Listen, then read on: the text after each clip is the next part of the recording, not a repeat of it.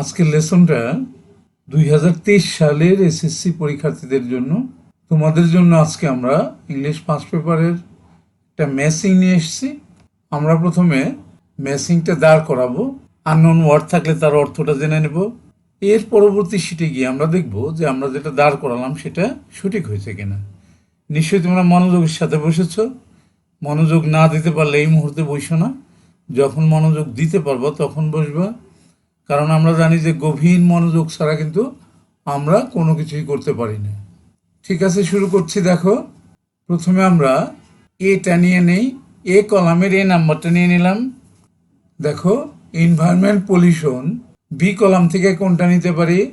একবারে নিচেরটা নিতে পারি। দেখো, has become one of the greatest problems. আর সি কলাম থেকে নিতে পারি এই 4 নাম্বারটা, ইন দিস মডার্ন ওয়ার্ল্ড। তাহলে সেন্টেন্সটা কি দাঁড়ালো? Environment pollution has become one of the greatest problems in this modern age. এই আধুনিক যুগে পরিবেশ দূষণটা বিরাট একটা সমস্যার কারণ হয়ে দাঁড়াচ্ছে। বি নাম্বারটা দেখো, ইন আওয়ার সিটিজ, আমাদের শহরে এয়ার, এরপরে বি কলাম থেকে নিতে পারি ইজ, বি নাম্বার দিয়ে দেয় এটা, ইজ কনস্ট্যান্টলি বিং পলিউটেড, নিয়মিতভাবেই দূষিত হচ্ছে।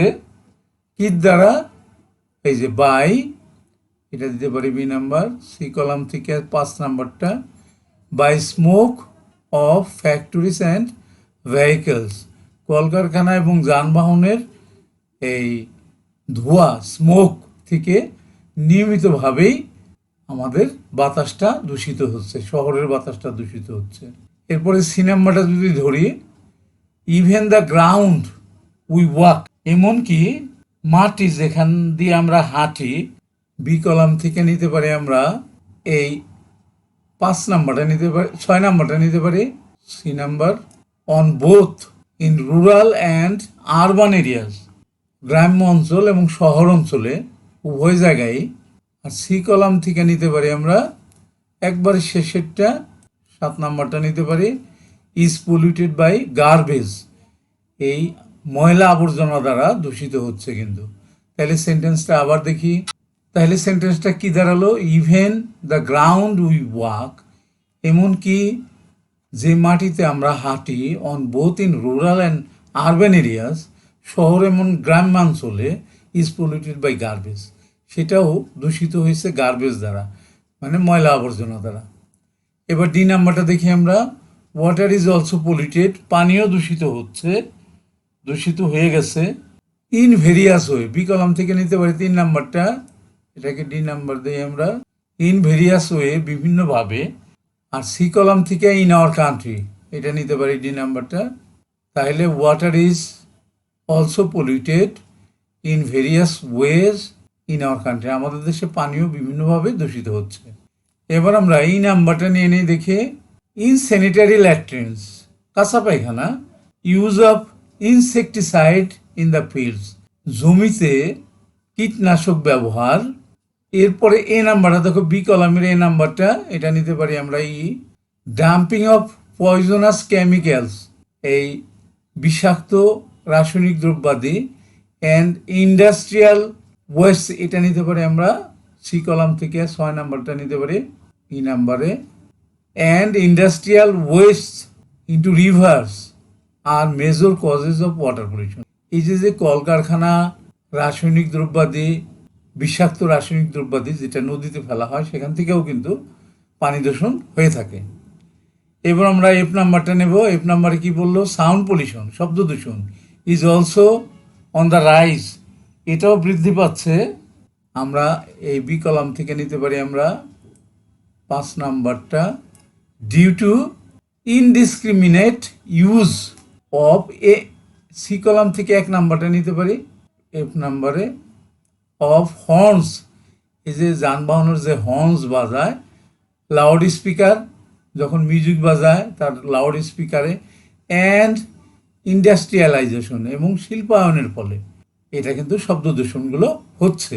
তাহলে সেন্টেন্সটা কি দাঁড়ালো? আরেকবার পড়ি আমরা, sound pollution is also on the rise due to indiscriminate use of horns, loudspeaker, music and industrialization. এবার আমরা শেষের সেন্টেন্সটা দেখব, বাট উই শুড নট, কিন্তু আমাদের উচিত না।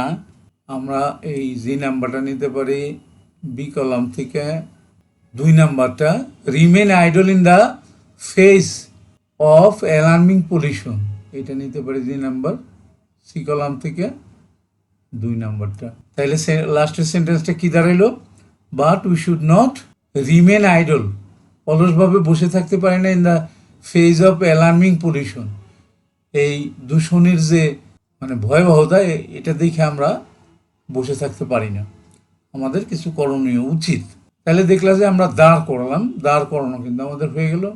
এবার আমরা পরবর্তী শিটে যাব, পরবর্তী শিটে গিয়ে দেখব যে আমরা যেটা দাঁড় করালাম সেটা আমাদের সঠিক হয়েছে কিনা। চলে যাই পরের শিটে। চলে এলাম পরের শিটে, প্রথম সেন্টেন্সটা নিয়ে নিলাম। দেখো, environment pollution has become one of the greatest problems in this modern age. এই আধুনিক যুগে পরিবেশ দূষণটা বিরাট একটা সমস্যার সৃষ্টি করতেছে। এটাই কিন্তু আমরা আগের শিটে দাঁড় করিয়েছিলাম। বি নাম্বারটা নিয়ে নিই এখন আমরা।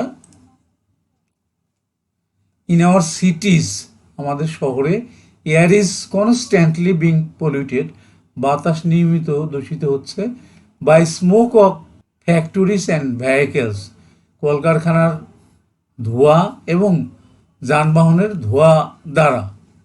এটাই কিন্তু আগে সেটা আমরা দাঁড় করিয়েছিলাম। এবার আমরা সি নাম্বারটা নিয়ে নেই।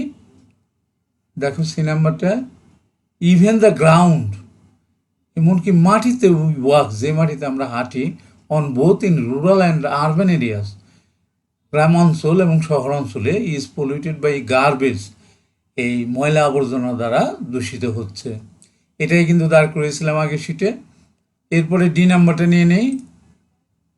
দেখো ডি নাম্বারটা, water is also polluted in various ways in our country, আমাদের দেশে পানিও বিভিন্নভাবে দূষিত হচ্ছে। এটাই দাঁড় করিয়েছিলাম। এবার এই নাম্বারটা নিয়ে নেই। দেখো, ইন স্যানিটারি ল্যাট্রিনস, কাঁচা পায়খানা, use of insecticide in the fields, জমিতে কীটনাশক ব্যবহার, ডাম্পিং অফ পয়জনাস কেমিক্যালস, বিষাক্ত রাসায়নিক দ্রব্য ফেলা, অ্যান্ড ইন্ডাস্ট্রিয়াল ওয়েস্টেজ, এবং কলকারখানার বর্জ্য, ইন্টু রিভার্স, নদীতে, আর major causes of water pollution. এটা কিন্তু পানির দূষণের প্রধান কারণ এগুলো। এবার আমরা এফ নাম্বারটা নিয়ে নেই।